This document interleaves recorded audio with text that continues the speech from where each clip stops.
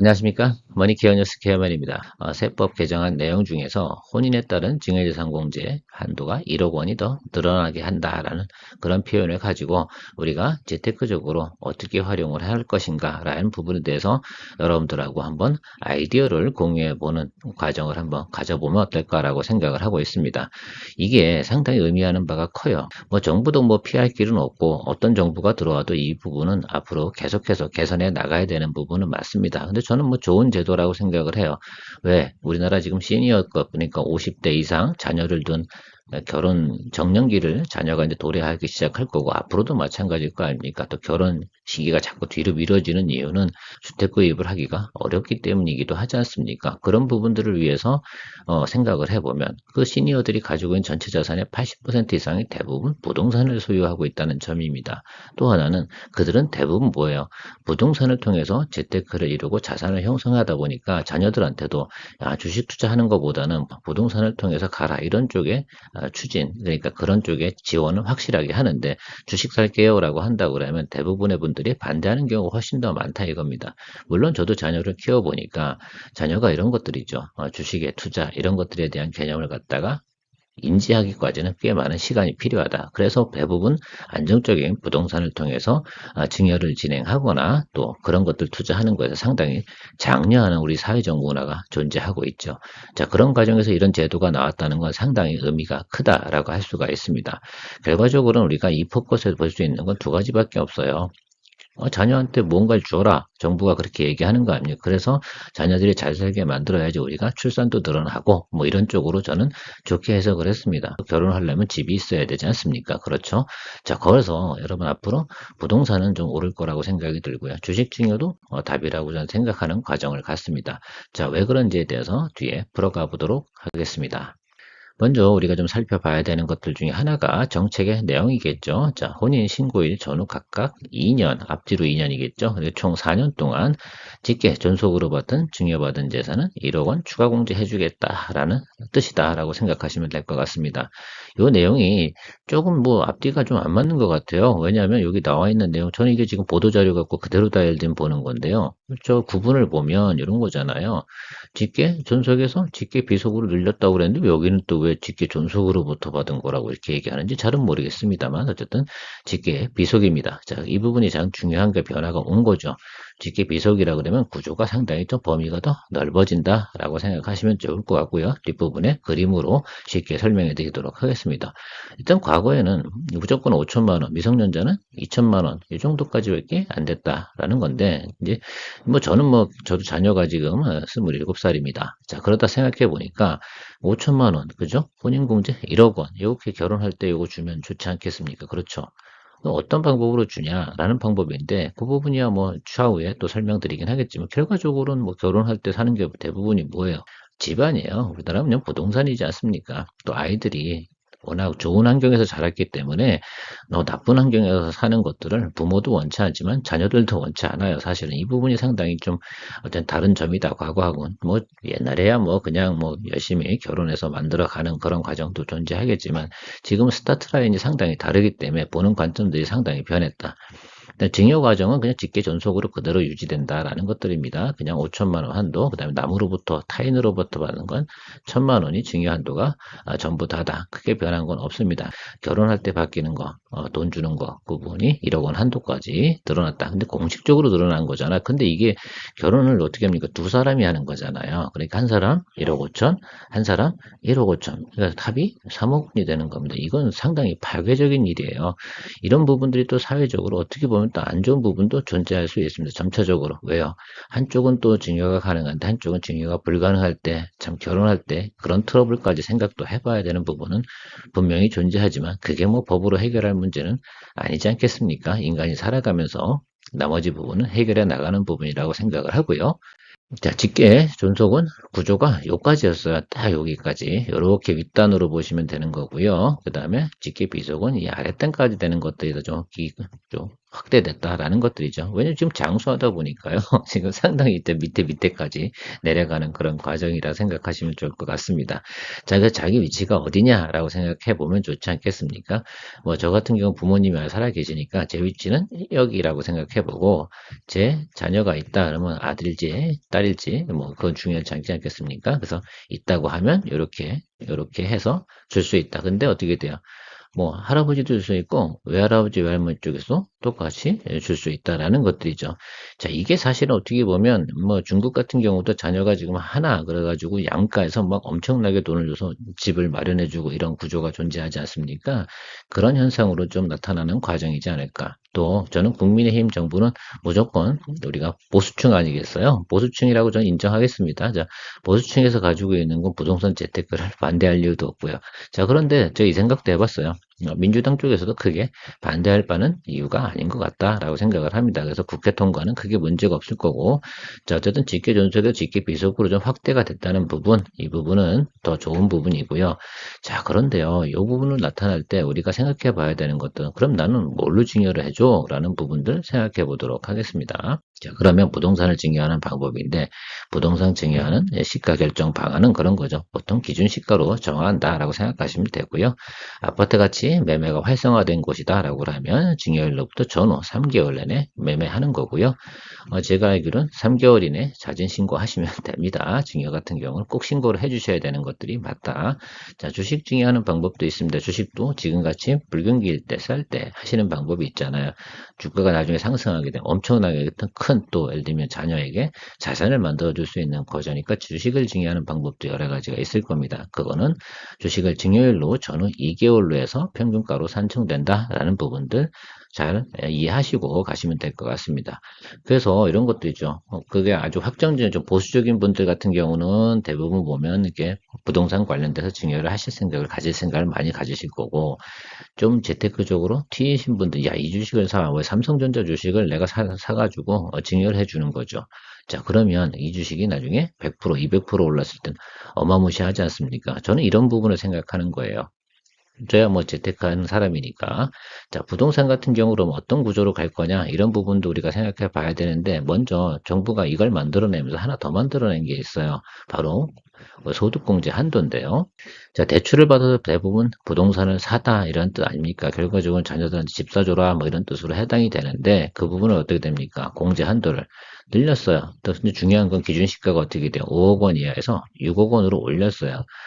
기준시가로 6억 원 정도 되는 아파트면 대부분 보면 수도권에 있는 아파트, 결국은 서울을 제외하고 충분히 찾아볼 수 있는 곳이 많고요. 6억 원 정도라고 하면 제가 볼 땐 30평 넘어가는 건 조금 어려울 것 같고요. 20평대에서 우리가 생각을 해볼 수가 있습니다. 자, 그럼 여기서 또 생각해 볼 수 있는 건 뭐예요? 소형 주택들이, 소형 아파트들이 가격이 상승할 가능성이 상당히 높다. 이렇게 생각을 해볼 수가 있지 않겠습니까? 자, 그러니까 지금 50평, 60평, 40평대 이런 것들은 앞으로 인기가 있을까요? 이건 없을 것 같아요. 그렇죠? 왜? 이건 결과적으로는 실생활하고 상당히 수요가 많은 곳에서 부동산 가격의 상승률이 높은 거잖아요. 제가 말하는 건 상승률에 대한 이야기입니다. 그 부분에 대해서는 특수지역, 서울시 얘기하는 거 아니라고 제가 분명히 이야기 드렸습니다. 자, 근데 15년 이상 같은 경우는 어떻게 돼요? 공제 한도가 2,000, 1,800 뭐 이렇게 되고요. 기타는 좀 뺍시다. 이거 생각할 필요가 없으니까 10년 이상 같은 경우는 600만 원까지. 그럼 대부분이 15년 이상 대출을 받아서 공제를 자, 그러면 소득이 뭐 한 5천만 원 받는데 공제를 갖다 2천만 원 받는다 생각하면 세율이 소득세율도 상당히 낮춰주는 그런 효과를 우리가 생각해 볼 수 있는 거 아니겠습니까? 이 점이 우리가 포커스예요. 결국은 결론은 부동산을 사주라고 하는 정책이에요. 그죠? 또 우리나라 부모님 제가 앞서도 이야기 드렸지만 재산을 보유한 게 80% 이상 부동산이고 경험치가 부동산으로 성공한 경우가 많아서 자녀들을 위해서는 무조건 부동산 쪽으로 갈 가능성이 상당히 높다는 점을 일단 생각해 볼 수가 있습니다. 증여할 때 또 저는 이렇게 생각해요. 전 주식을 주로 하는 사람이기도 하지 않습니까? 그래서 좀 생각해 보셔야 될 건 지금 같은 시절은 또 이게 법안이 통과되고 난다고 생각하면 앞으로 여러분 전 다른 건 모르겠고요. 삼성전자 주가가 지금보다 200%, 300% 정도는 저는 올라갈 가능성이 상당히 높은 그런 시절이니까 그런 부분도 한번 생각해 보셔야 되는 거다. 지금이니까 이런 얘기를 드릴 수 있는 거고요. 미래 가치가 정말 높다. 이런 것들을 갖다 예를 들면 투자해라 해서 증여를 해라 이런 부분을 말씀드리고 싶진 않아요. 이미 부자들 같은 경우는 자기 가업 상속으로 해서 주식을 증여하고 상속하는 부분들은 중소기업을 위해서 혜택을 준 건 분명히 또 새롭게 따로 별도로 발표가 됐지 않습니까? 그것을 제외해 놓고 또 생각해 보면 일반 개인들이 증여를 할 때 쓰는 방법들이 여러 가지가 있습니다. 그 중에서 또 이런 것들도 있어요. 자녀의 미래를, 그러니까 자산을 증여하는 방법도 있고, 미래에 어떻게 샘솟는 샘물을 만들어주는 증여도 할 수 있지 않겠습니까? 그렇죠?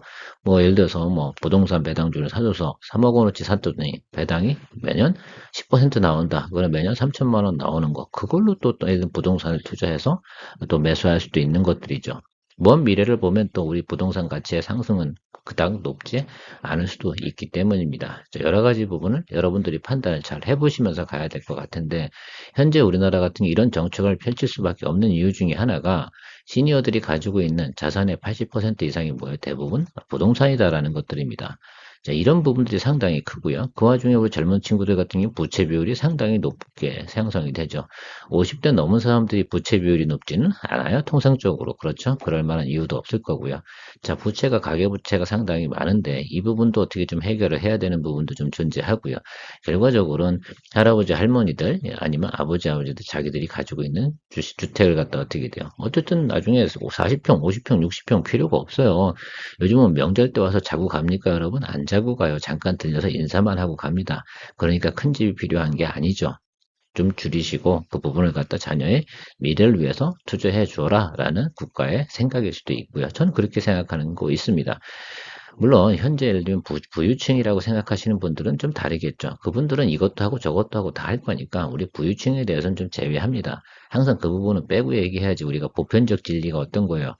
90%의 사람들이 예를 들면 할 수 있는 방법이 상당히 중요한 거 아니겠습니까? 그래서 여러분들이 생각해 보셔야 되는 건 그 부분이다라고 생각하고요. 지금은 두 가지 방법밖에 없다. 부동산 증여 혹은 주식 증여 이 방법이 현 시대에는 가장 어울리는 방법이니까 그 부분을 고려해 보시는 것이 상당히 중요할 것 같습니다. 자, 활용하는 방법? 글쎄요. 저는 여러 가지 생각을 해봤는데, 일단은 보세요. 나이가 많아서 내가 지금 줄 수 있는 방법은 나 집밖에 없는데, 나 노후자금 쓰고 나면 집밖에 없는데, 라고 한다면, 부모님이 대출을 받아서 증여하는 방법도 존재할 겁니다. 근데 할아버지, 할머니들이 대출을 받아 줄 수 있는 방법은 별로 없잖아요. 그러니까 아까 제가 말씀드린 부동산을 조금 줄여서 남는 것들을 증여하는 방법도 존재할 거고요. 어차피 줄이실 거예요. 40평, 50평 못 살거든요. 그거 가지고 있는 효율성도 없어요. 보유세만 많이 내고요. 그 다음에 아무도 안 오는데, 그럼 나 나머지 보일러도 안 켜는 방 엄청나게 많은데, 그거 굳이 그럴 필요도 없고, 에어컨을 돌려도 별 볼 일 없죠. 자, 그런 부분들도 생각해 보셔야 되고요. 또 하나는 이런 거죠. 그렇게 줄이면서 줄 수 있는 방법도 분명히 중요하고, 집은 내가 못 줄이겠다라고 하시면, 직계 비석을 위해서 어떻게 부동산 보유분을 갖다가 어떻게 돼요? 공동 소유로 바꾸면서 증여 신고하시면 되는 방법도 있습니다. 자, 그런 거 있고, 주식 증여하는 방법도 있습니다. 제가 아까 말씀드린처럼 삼성전자 주가, SK하이닉스 주가가 앞으로 200%, 300% 오를 것 같다라고 생각하시는 또 그런 분도 계시지 않습니까? 그럼 주식을 또 사주는 방법, 이런 방법도 있을 거고요.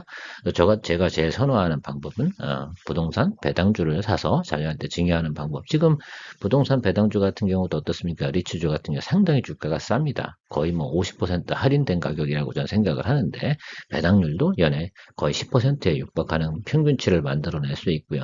저는 그렇게 샘솟는 샘물을 만들어주고 그 나머지 부분은 네가 알아서 만들어 가라. 사실 저 같은 경우는 그렇게 생각해요. 2040년 이후부터는 부동산 가치 상승은 많지 않을 것이다 라고 생각을 합니다. 왜요? 저도 국민연금을 받을 나이로 지나가가지고 한참 나이가 70이 넘어가는 나이가 되는데 이러면 저게 의미가 있을까요? 예, 의미가 없을 것 같다고 생각을 합니다. 왜? 노인 인구가 2천만 명이 넘거든요. 자, 그런 부분 생각해 보면 조금 다른 부분이지 않을까. 그래서 앞으로는 소형주택은 좀 괜찮을 것 같다라는 말씀드리고요. 가장 뭐 하지 말아야 될 저는 행위가 현금을 증여하는 방법이 가장 안 좋은 방법이라고 저는 생각을 하고 있습니다. 그래서 현금 증여에 대해서는 설명을 할 필요가 없겠죠. 그래서 은행은 가서 저런 거 하지 마셔라 이런 말씀을 좀 드리도록 하겠습니다. 여기 또 채권 증여 이런 것도 생각하실 수 있는데 그게 아니란 뜻을 말씀드리는 겁니다. 자, 결국은 부동산 가격은 이렇게 갈 것 같아요. 당분간 당분간은 상승을 한다. 당분간 하락할 이유는 없겠죠. 어떻게 해요? 소형주택 위주로 앞으로 주가가 올라갈 거예요. 대한민국에서 가장 국민주택이라고 그러면 과거에는 뭐 이게 점차적으로 내려오는 것 같아요. 전에는 뭐 33평, 32평 이러더니 이제 전용 면적이 이제 지금 뭐 5평 뭐 이렇게 내려가는 과정으로 내려가 지금 21평까지도 내려온 걸로 저는 알고 있는데, 저는 부동산 전문가 아니라 잘 모르지만 통상적으로 이렇게 개념을 보니까 그런 것 같아요. 지금은 우리 제가 살고 있는 지역에서 보니까 4평, 5평 되는 게 가장 많이 예를 들면 인기도 많고요. 가격 상승폭도 높더라 이런 겁니다. 자, 그런 부분들이 더 앞으로 가속화되는 현상도 나타날 가능성도 존재한다라고 말씀드리도록 하겠습니다. 좀 더 세세한 부분은 대면으로 설명드리는 게 상당히 중요한데 유튜브로 할 수 있는 내용은 이 정도 수준까지로 정리하는 게 맞을 것 같습니다. 앞으로 나오는 정부의 정책과 내용들을 잘 살펴보시면서 미리 한번 잘 생각해보는 그런 개념을 정리해 두시면 나중에 잘 활용하는 방법을 갖다가 생각해내실 수 있다 생각하고 있습니다. 자녀들도 또 받는 사람들도 저는 현명해야 된다고 생각을 합니다. 무식하게 받는 것만 좋아서 바보같이 그걸 받아서 자기가 하고 싶은 거 한다고 그러면 정말 미련한 짓이죠. 오늘도 큰 도움 되셨길 바라면서 마무리하도록 하겠습니다. 도움이 되셨다고 그러면 좋아요, 구독, 멤버십 많은 부탁드리도록 하겠습니다. 다음에도 더 좋은 주제 가지고 여러분들하고 만나 뵙도록 하겠습니다. 감사합니다.